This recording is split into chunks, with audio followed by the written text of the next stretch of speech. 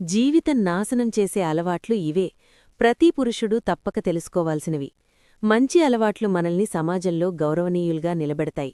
కాని చెడు అలవాట్లు మన పరువు, గౌరవం మాత్రమే కాకుండా జీవితాన్నే దెబ్బతీస్తాయి. ముఖ్యంగా పురుషులలో కొన్ని అలవాట్లుంటే అవి వారి భవిష్యత్తుపై తీవ్ర ప్రభావం చూపుతాయి. ఈ విషయాన్ని ఆచార్య చాణక్యుడు తన నీతిశాస్త్రంలో స్పష్టంగా చెప్పారు. ఆచార్య చాణక్యుడు విజయం, సంపద గురించి మాత్రమే కాకుండా ఒక వ్యక్తి ఎలా జీవించాలి, సమాజంలో గౌరవంగా ఎలా ఉండాలి అనే విషయాల గురించి కూడా వివరించారు. జీవితంలో విజయాన్ని సాధించాలంటే కేవలం ప్రతిభ మాత్రమే సరిపోదు, మంచి అలవాట్లు కూడా అంతే ముఖ్యమని చెప్పారు. అయితే చాలాసార్లు మనకు తెలియకుండానే కొన్ని చెడు అలవాట్లు మన పురోగతిని అడ్డుకుంటాయి. ఇప్పుడు పురుషుల జీవితాలను దెబ్బతీసే ఆ అలవాట్లేమిటో తెలుసుకుందాం. బద్ధకం అనే గుణం విజయానికి అతిపెద్ద అడ్డంకి. ఈరోజు చేయాల్సిన పనిని రేపటికి వాయిదా వేయడం వల్ల అవకాశాలు కోల్పోతారు. అలాంటి వ్యక్తులు జీవితంలో ముందుకు సాగలేరు.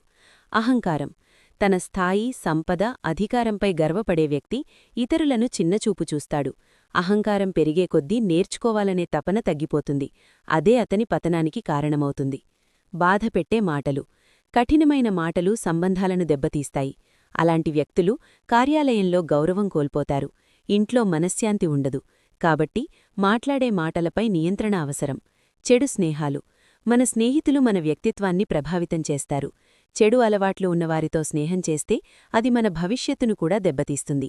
కాబట్టి మంచి ఆలోచనలున్నవారితో ఉండటం ముఖ్యం. దుబారా ఖర్చు. ఆదాయానికి మించి ఖర్చు చేయడం ఆర్థిక సమస్యలకు దారితీస్తుంది. పొదుపు చేయనివారు ఎప్పటికీ స్థిరమైన జీవితం పొందలేరు. కాబట్టి ఖర్చులో జాగ్రత్త అవసరం. చెడు వ్యసనాలు. మద్యం, ధూమపానం వంటి అలవాట్లు ఆరోగ్యాన్ని మాత్రమే కాదు, జీవితాన్నే నాశనం చేస్తాయి. ఇవి బాధ్యతలను మరిచిపోయేలా చేసి కుటుంబంపై కూడా ప్రభావం చూపుతాయి. జీవితంలో ఎదగాలంటే ఈ చెడు అలవాట్లను దూరం పెట్టాలని చాణక్యుడు సూచించారు.